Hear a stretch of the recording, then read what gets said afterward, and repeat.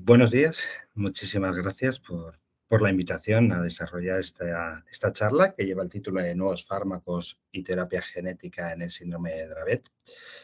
Lamentar que no pueda estar en directo con todos vosotros, pero bueno, nos encontramos en estos momentos a las 9 de la noche. Hemos acabado ya el día en el Congreso Europeo de Neuropediatría. Y tanto hoy como ayer hemos desarrollado también muchas charlas y encuentros con las empresas farmacéuticas que están desarrollando los fármacos en el síndrome de Dravet, con lo cual pues también tengo cierta información de actualidad y es importante estar aquí.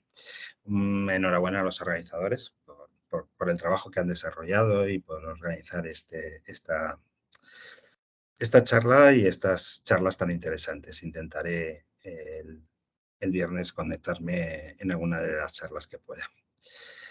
Bueno, pues vamos a pasar 20 minutos hablando de cómo está la actualidad en nuestra enfermedad. En primer lugar, para aquellos que no me conozcáis, me llamo Luis Miaras, tengo una niña con síndrome de Dravet y mi perfil, soy médico, trabajo en España, pero no trabajo como neurólogo ni como neuropediatra, trabajo en un servicio de urgencias y desde hace unos cuantos años lo que me dedico sobre todo es a promocionar o a impulsar desarrollos y proyectos científicos y tecnológicos, ¿no?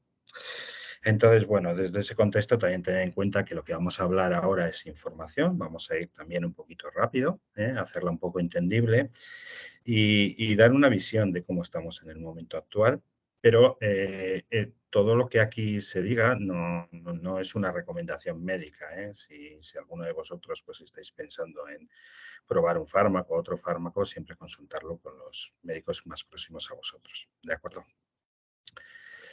Mirad, vamos a empezar con esta diapositiva. Esta diapositiva es de UPATI, que es la Academia Europea de Paciente, con la que trabajo, con la que trabajamos, y que se dedica pues, a muchas cosas, pero sobre todo a poner el paciente en el centro también de los desarrollos de fármacos y los ensayos clínicos.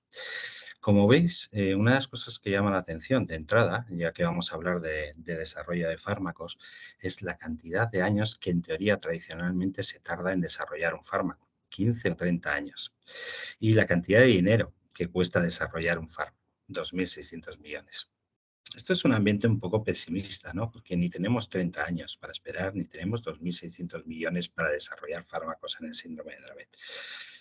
Tampoco es cierto del todo, pero partimos de esta premisa. A mí lo que me interesa de esta slide es que comprendamos un poco que para desarrollar un fármaco hay un área de investigación antes de empezar a probar en animales y en humanos, en el que te desarrollas las pequeñas moléculas de tamaño pequeño, menor que una proteína, en la que buscas una diana en el cuerpo, ¿no? Al final esas pequeñas moléculas que has desarrollado van a formar parte de un fármaco y tienen que actuar en un lugar del cuerpo humano. Y esa es la primera fase, que puede durar muchos años, generalmente en las universidades, en los centros de investigación.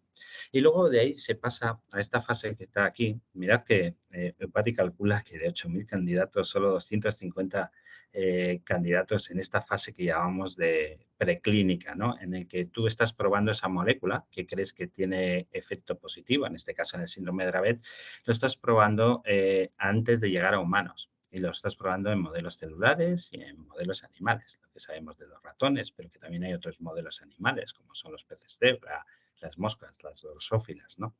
En el que nosotros tenemos proyectos en el que usan tanto los modelos celulares como los modelos animales, ¿no? Y esta fase puede durar 3 o 6 años. Y sobre todo lo que se busca es tener la primera impresión de si funciona en el ratón. Ratones que son parecidos al síndrome de Dravet o que tienen la enfermedad del síndrome de Dravet o moscas o peces cebra sobre todo, ¿no? Y pruebas a ver si es positivo en ellos, la seguridad, la toxicología, si hacen daño o no hacen daño, ¿no? Para luego ya, una vez que te la apruebe la agencia reguladora, ya pasas a ensayar en lo que se llama fase 1, con unos primeros voluntarios no enfermos, para luego pasar a la fase 2, a veces son 2A, 2B, en el que ya pruebas con unos pequeñitos, con un pequeño número de gente afectada con el síndrome de Dravet. Y vais viendo cómo cada vez de esos 8.000 candidatos quedan menos, o sea que la mayoría de los candidatos que probamos pues se van quedando por el camino, ¿no? Hasta que llega ya la fase 3 en el que se prueba generalmente en enfermedades raras con 1.000, 2.000 personas, porque tampoco tenemos tantas personas como para probar, e incluso el desarrollo en fase 3 puede ser con menos, y ya al final queda un fármaco que es el que se aprueba, ¿no? El que se aprueba, que aún así la aprobación tarda un tiempo, ¿no? Las agencias reguladoras, la americana, la europea o otras que hay en otros países, analizan toda esta documentación y deciden, pues sí, es seguro, se lo podemos dar a los niños porque es eficaz, ¿no? Quisiera decir que, claro, nosotros no tenemos 30 años ni 2.600 millones, ¿no? Pero bueno, sí que hay estrategias, y las hemos visto últimamente con la del desarrollo de vacunas, que abaratan este precio y que disminuyen el tiempo. Si lo vemos desde un punto de vista de qué podemos hacer desde lo que yo me dedico, que es a promocionar la investigación, que a veces lo hago desde entidades de pacientes. En este momento soy el director científico de la Asociación Española de Apoyo de Dravet y también el director científico de la Federación Europea de Síndrome de Dravet, o a veces desde advisory board de los centros de investigación o desde empresas. Bueno, una de las cosas que podemos hacer es generar atracción y motivación hacia nuestro campo, es decir, que cada vez mayor investigador, más cantidad de investigadores, más empresas farmacéuticas se interesen por nuestro campo, ¿no? Y hay que hacer a veces una comunicación dirigida y con valor. Hay que explicarles que esta enfermedad, el síndrome de Dravet, es muy interesante porque tenemos ya los modelos animales y celulares donde probar su fármaco o su compuesto que no tienen que desarrollar, que les podemos ayudar, ¿no? También es muy importante algo que estáis oyendo últimamente, ¿no? Generar la historia natural del síndrome de Dravet, de la enfermedad. Saber muy bien qué es lo que está pasando con nuestros niños, cómo evolucionan, a qué edad tienen más problemas, a qué edad tienen menos. Y sobre todo ahora, como veremos en la terapia genética, en que no podemos usar un caso control, es decir, no podemos dar placebo a unos niños porque no nos lo permiten los comités éticos. No sería lógico que te estuvieran diciendo, oye, vas a tener terapia genética y te están dando placebo, ¿no? Pues hay que compararlo con la evolución, digamos, mayoritaria del resto de los enfermos. Siempre hay que comparar, ¿no? Para poder saber si es seguro y para poder saber si es eficaz, lo tienes que comparar con alguien, aunque no esté tomando en el fármaco, o como en este caso, cuál sería la evolución de estos niños generalmente sin ese fármaco o esa terapia genética. Oiréis, insistiréis mucho, y Apoyo Dravet se os está pidiendo también que participáis en muchos proyectos sobre el dato, ¿no? El dato, la información que nos deis, es una gran forma de ayudarnos a promocionar la investigación, a desarrollar nuevos fármacos y nuevas estrategias. Por tanto, ya sé que es pesado rellenar encuestas, pero bueno, pues es muy, muy, muy importante. También lo que hacemos desde esta promoción de investigación es potenciar la investigación, crear modelos de ratones, modelos animales y dárselos a los investigadores para que trabajen en ello. Y luego ayudar, poner en contacto a las empresas farmacéuticas que van a comprar el fármaco y van a hacer los ensayos clínicos con el mundo académico que ha desarrollado esos compuestos. Y luego colaborar con el desarrollo de los ensayos, ¿no? Son cosas que hacemos desde hace yo, en concreto desde hace 12 años, y que ayuda a abaratar y a disminuir el tiempo de desarrollo de fármacos. Mira, el síndrome de Dravet no es fácil. No os voy a contar lo que vivimos en mi casa y lo que vivís en vuestra casa, o lo que viven en los médicos en la consulta. Múltiples síntomas muy de alto impacto, ¿no? No son síntomas banales, ¿no? Múltiples necesidades. Tenemos crisis prolongada de forma de estatus, nos altera la cognición, nos altera la conducta, el sueño, tenemos una mortalidad, una muerte súbita por ahí que nos quita un poco la vida, ¿no? Desde el punto de vista médico tampoco es fácil. El escaso arsenal. Hasta hace poco solo teníamos un fármaco aprobado en la enfermedad. Ahora tenemos tres. Por todo ese trabajo que os he contado en la diapositiva y por el trabajo de los investigadores, de los médicos, ¿no? Pero necesitamos más fármacos. Los médicos necesitan más y que los fármacos que se están desarrollando y aquellos que ya están desarrollados lleguen a todos los países, ¿no? Estamos trabajando y los médicos trabajan con una de las epilepsias más resistentes, más difíciles de controlar, ¿no? Y tenemos dos aventuras por ahí, correlacionar las características genéticas que tenemos con la clínica, saber cada vez más, porque eso será muy importante, y saber cuáles son las características, los biomarcadores de la gente que responda, para no ir a un método de ensayo-error, ¿no? Para decir, oye, tú respondes a este fármaco, vamos a probar primero con este. Tú no respondes a este fármaco, no lo vamos a probar. Y desde el punto de vista científico, pues tiene un abordaje complicado. Trabajar con canalopatías, con canales, es difícil hacer activadores, es difícil. No existe tampoco una gran cultura, aunque en esta enfermedad cada vez llevamos 10, 12 años trabajando y cada vez hay más cultura de la transferencia, de colaborar, ¿no? Y luego no tenemos muy claro de lo que estamos viendo en los enfermos, qué depende de la propia mutación o la variación o cuál depende de las crisis epilépticas, con lo cual todavía tenemos que seguir controlando, que tengan la menor cantidad de crisis, que sean las menos largas posibles, pero también tenemos que pensar en cómo modificar esa alteración que tenemos genética y esa alteración en los canales de sodio de las neuronas inhibitorias. Síndrome de Dravet ha tenido varios puntos de empuje históricos. El primero fue el descubrimiento de la doctora Dravet en 1978 y todos los años primeros en que se intentó, que es muy importante, es el primer paso, caracterizar la enfermedad, describir la enfermedad. Nos ayudó mucho que fuimos una de las primeras epilepsias en que la genética se linkeó a nosotros, ¿no? El SCN1A. Entonces eso captó mucho la atención de la comunidad científica y de la comunidad médica. Luego creamos, y los pacientes fueron muy importantes. De hecho, el modelo de ratón que más se usa fue creado por pacientes. Yo estuve involucrado en la creación y ha sido muy importante, ¿no? Generar esas herramientas que luego pasamos a los investigadores. Luego vino el cannabidiol y toda su importancia, todo el mundo que giró alrededor, ¿no? El segundo fármaco que ha sido aprobado en la enfermedad. Y eso fue un impulso también. Todo el mundo prestó atención al síndrome de Dravet porque ese cannabidiol, ese derivado de la marihuana, pues parecía, o parece, y de hecho lo hace, mejora una enfermedad grave y encima en niños, ¿no? Y ahora vivimos en el mundo de las terapias genéticas y génicas, que luego vamos a explicar que aunque el síndrome de Dravet no va a ser el primero en tener la edición genética, sí va a ser el primero o de los primeros en la epilepsia en tener terapias genéticas alrededor de lo que es la edición, como veremos más adelante. Mirad esta diapositiva, porque a mí me parece impresionante, es una diapositiva que he hecho yo, de las empresas farmacéuticas. Solo hablamos de empresas farmacéuticas, no de grupos académicos fuera de las empresas, en universidades y centros de investigación. Mirad que tenemos 27 empresas farmacéuticas con un programa de desarrollo de fármaco, terapia genética, que son bastante. Somos de una de las enfermedades del mundo de la epilepsia que más empresas farmacéuticas están trabajando en ella. De hecho, cuando yo empecé en el 2011 o así, el primer congreso que fui, que fue a Londres, no había ninguna empresa farmacéutica trabajando. Y en el 2012 descubrí la primera, que está por aquí, que es la antigua OZCO, pero fijaros que no hace mucho tiempo no teníamos a nadie trabajando, desarrollando fármacos desde el mundo de la empresa farmacéutica. Y ahora tenemos los 3 primeros ya aprobados.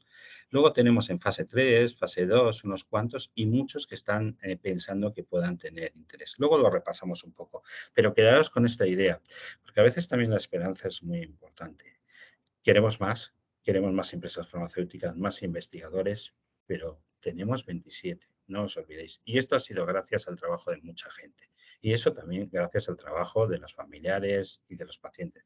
Hemos sido y somos la comunidad más activa dentro de las epilepsias y probablemente una de las más activas dentro de las enfermedades raras. Y hemos creado muchas cosas útiles para empujar la investigación. Mirad, vamos a repasar y vamos a dar una vuelta a qué fármacos tenemos ya aprobados en la enfermedad, ¿no? Por lo tanto, serían los que deberíamos utilizar mm, antes que los demás, ¿no? Teniendo en cuenta que muchos de estos fármacos no llegan a determinados países o son muy caros para ser afrontados, que es un grave problema. Pero el de que siempre tenemos ya desde hace tiempo es el estiripentol, el medicamento francés, el Diacomil. Y ahora se han unido dos nuevos fármacos, el Epidiolex, el Cannabidiol y la Fintempla, que es la fenfluramina. Si veis a la derecha, ese es el protocolo bueno, el consenso de recomendación que se hizo en Norteamérica generalmente, con gente de médicos y gente de opinión en ese lugar, ¿no? Entonces ahí tenemos, pues, cómo generalmente también en Europa se empieza dando el valproato, el valproico, se añade el clobazam y cuando ya tienes mucha seguridad de que es un Dravet y no está controlado, se pasaba al estiripentol y al topiramato.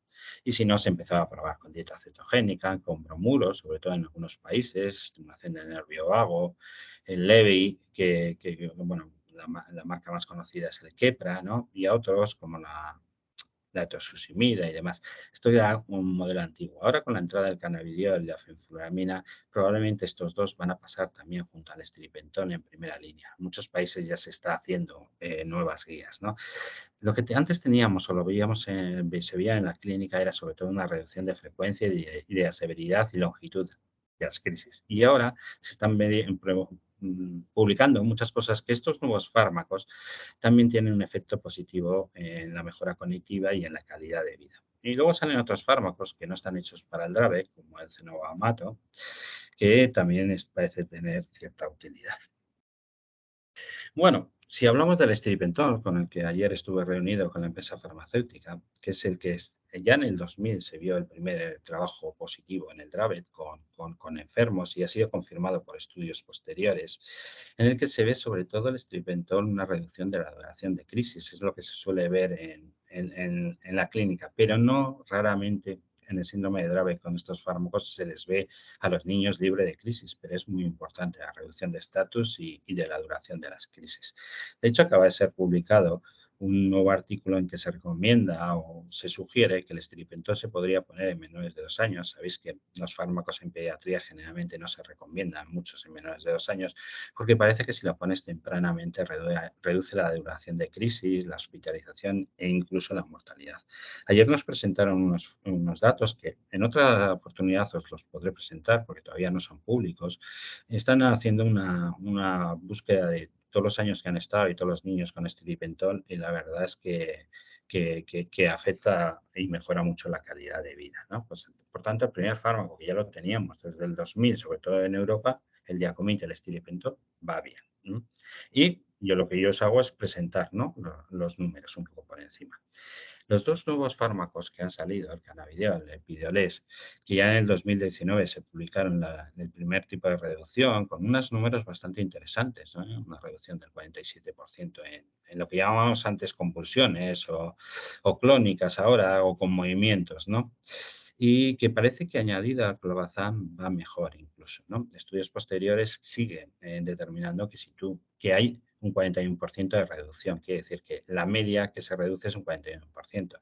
Siempre tomarlo esto con mucha precaución, ¿no? Hay gente que le va bien, hay gente que le va mal. Y el último que ha salido es la fenfluramina, ¿no?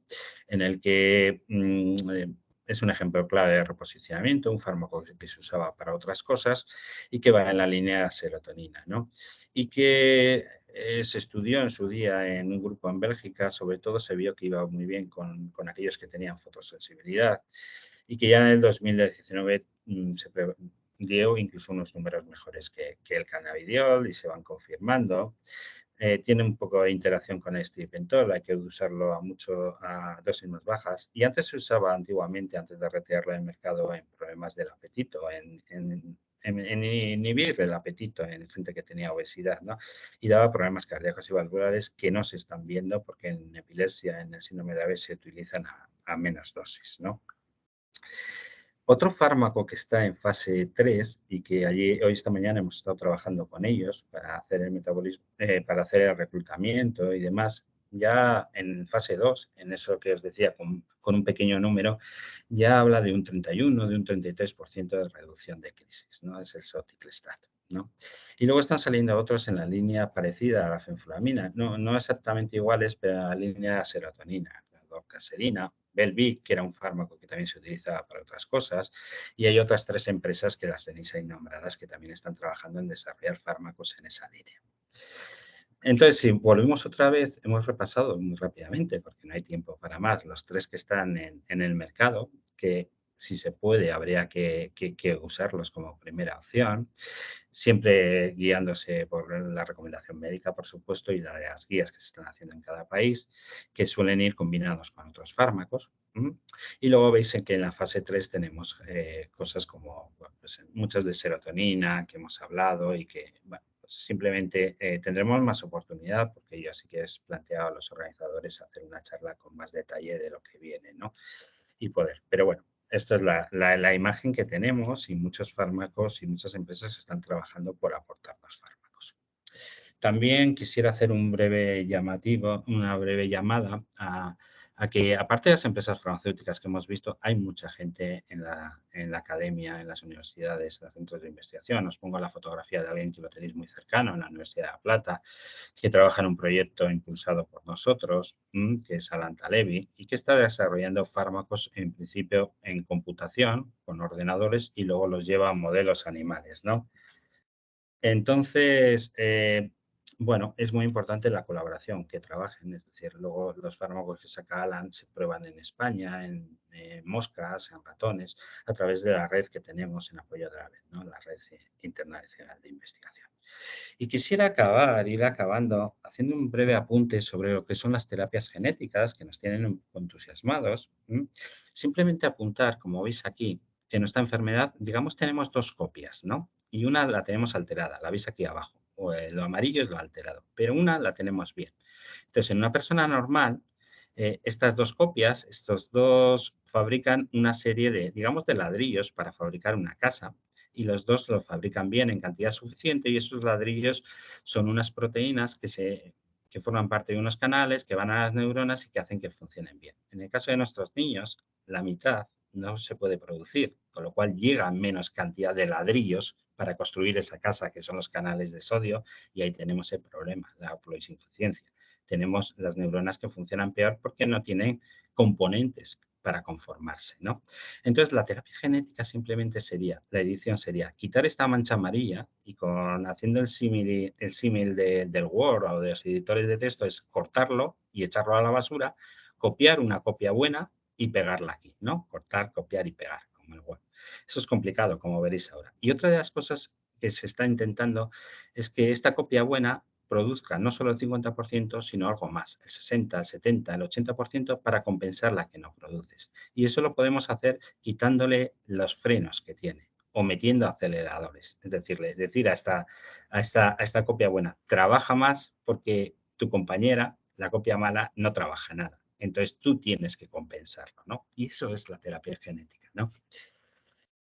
Entonces la terapia genética nosotros lo que es cortar, copiar y pegar, que sería esto, copiar un extra, hay que meterla en un vehículo, que es un virus inactivado que no produce enfermedad, y ese virus lo metes a veces por la médula espinal, intratecal, y llega al cerebro y se mete en esas neuronas que veíamos que tenían una mancha amarilla y cortan con unas tijeras especiales y pegan con un pegamento especial y hacen el cortar, copiar y pegar. ¿Qué problema tenemos? Que nuestro trozo rojo es muy grande y no cabe en este coche. Es como si lo empaquetáramos y lo quisiéramos mandar a otro sitio, pues no cabe.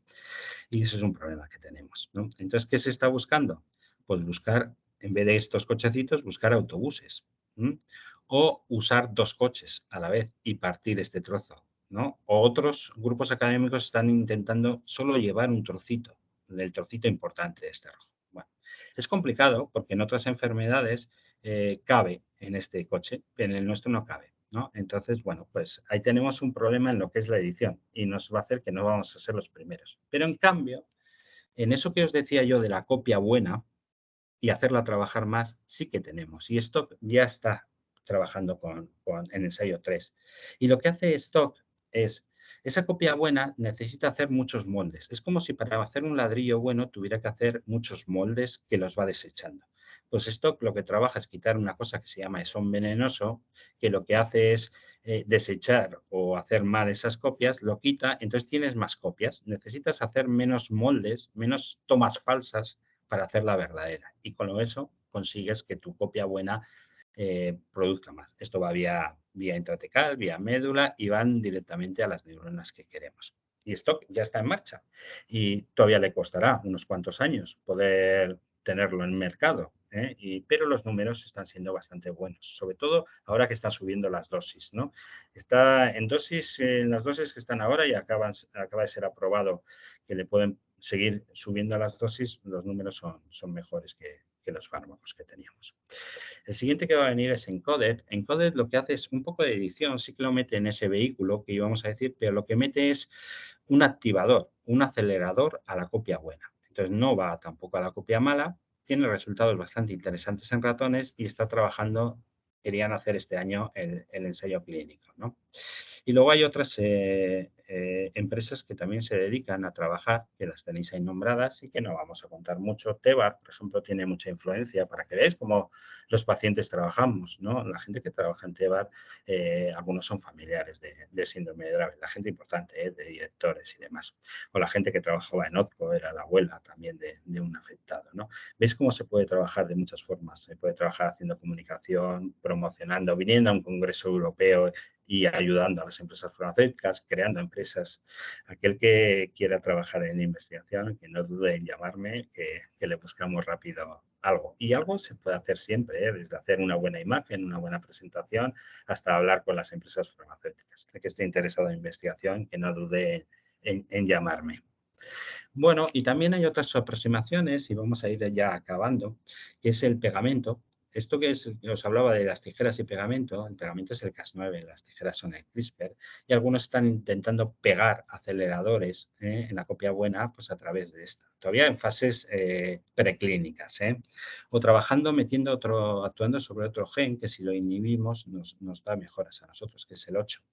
O metiendo un primo hermano del 1A, que es el 1B, que se medio pega a él, ¿no? Y luego estos tres grupos son los que están haciendo eso de cortar, copiar y pegar, lo de buscar un autobús o romper el gen que tenemos y llevarlo en dos vehículos. Bueno, pues esos son los grupos que tenemos. Por lo tanto, ya voy a acabar. Sé que ha sido todo muy rápido, pero lo que quiero que os quedéis es con esa imagen de que hay 27 empresas farmacéuticas. Cuando yo empecé hace 2 años, no había ninguna. Y probablemente se contaban con los dedos de la mano los grupos en universidades y centros de investigación en el Dravet.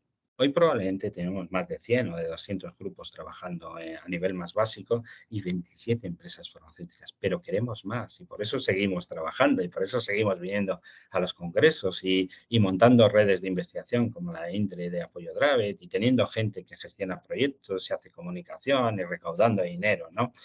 Bueno, pues esto es lo que queremos, tener más número, mejores proyectos, más rápidos, pues porque nuestros niños se lo merecen, ¿no?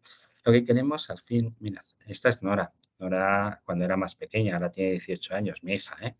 Y bueno, ya veis, las crisis, que miraba el mar y no podía bañarse porque le daba una crisis, que tenía que llevar gafas porque le daba fotosensibilidad y reaccionaba a los patrones geométricos, o a veces el ojo tapado, no podía estar cerca de camisas con rayas, de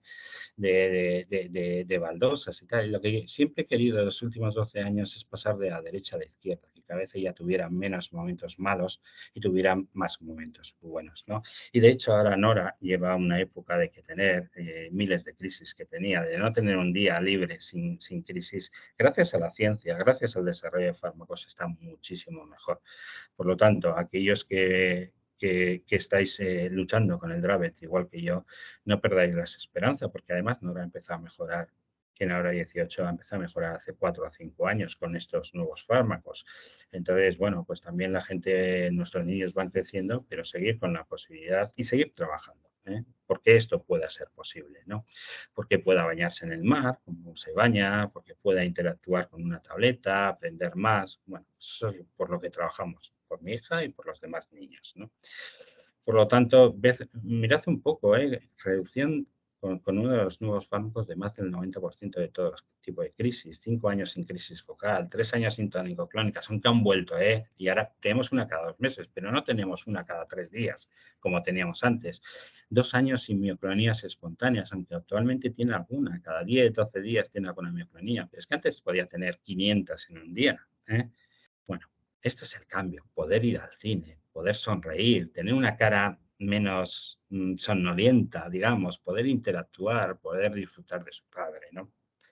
Bueno, pues de eso va la charla, de daros un poco la imagen de lo que tenemos y daros esperanza, animaros a todos los que tenéis que trabajar en esto, animaros a seguir trabajando porque vamos a encontrar la modificación de la enfermedad y poco a poco cada vez tenemos más niños que están mejor y los que no consiguen estar mejor seguimos trabajando. Hay más fármacos, hay más terapias genéticas.